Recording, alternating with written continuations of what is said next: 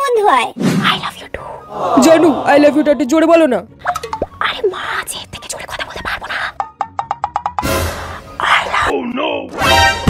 কি রে মনা, কার সাথে ফিসফিস করে কথা বলছিস? হ্যাঁ কই মা, কারোর সাথে কথা বলছি না আমি সব শুনেছি। মিথ্যা কথা বললেই হলো নাকি? ছেলেটা কে রে মনা, বল তাহলে তাদের বাড়ি যাই কথা বলি। আরে তুই তখন বড় হয়েছিস, প্রেম করবি, মাকে বলবি, তাহলে না তোর বেটা দেবো। আরে আমাকে বন্ধু ভেবে কথাটা বলে ফেল। ছেলেটা কে? আচ্ছা তুমি যখন এতবার করে বলছো তাহলে আমি বলছি।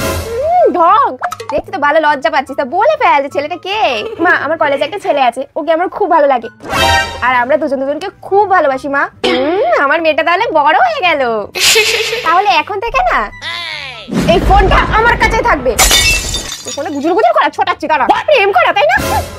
এই জন্য মাদের কখনো বিশ্বাস করতে নেই যখন কিছু জিজ্ঞাসা করা হয়। কি রে মিষ্টি মা, কোথায় যাচ্ছিস? পড়তে যাচ্ছি।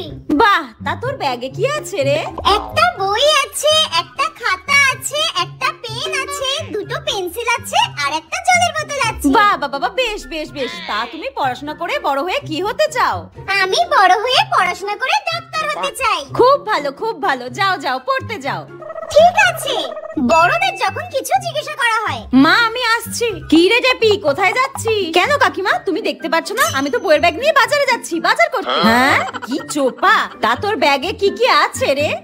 হ্যাঁ এই ব্যাগে তো কাকিমা ইট, বালি, সিমেন্ট, পাথর এইসব আছে। কি টেরা টেরা কথা রে বাবা। তা তুই বড় হয়ে পড়াশোনা করে কি হতে চাস রে?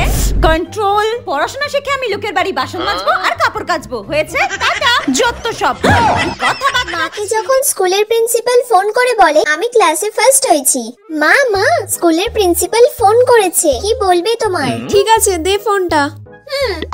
হ্যালো, আপনার মেয়ে তো এবারে ক্লাসে ফার্স্ট হয়েছে। হ্যাঁ স্যার, বলছি আপনার না মনে হয় কোথাও ভুল হচ্ছে। তার মানে ও না ক্লাসে প্রথম হতেই পারে না। মা এইরকম বলছে কেন? হয় ও টুকলি করেছে, না হলে কারোর দেখে দেখে লিখেছে। আপনি একটু খোঁজ নিয়ে দেখবেন তো, আমার তো এটাই মনে হচ্ছে। ক্লাসের মধ্যে ফার্স্ট হয়েও আমাকে এইসব শুনতে হচ্ছে। ও তো ফার্স্ট হতে পারেই না স্যার। ও সারাদিনে পড়াশোনা করে কোথায়? ও তো সারাদিন মোবাইল নিয়েই বসে থাকে। ওকে ওকে, আমি দেখছি। হ্যাঁ স্যার, আপনি একটু কাইন্ডলি দেখবেন। এটা আমার মা হতেই পারে না।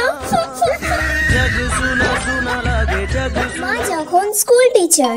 আচ্ছা, তাহলে এই প্রশ্নের অ্যান্সারটা কে পারবে বলো? শ্রেয়া, ফার্স্টে তুমি বলো। ম্যাম জানি না এটা কি হবে। আমি তো জানি যে এই প্রশ্নের অ্যান্সারটা কেউ পারবে না, একা আমার মেয়েই পারবে। আমি তো কাল রাতেই ওকে এই অ্যান্সারটা করিয়েছিলাম। পারবে না? যাও ক্লাসের বাইরে বেরিয়ে যাও। দূর ব্যাং।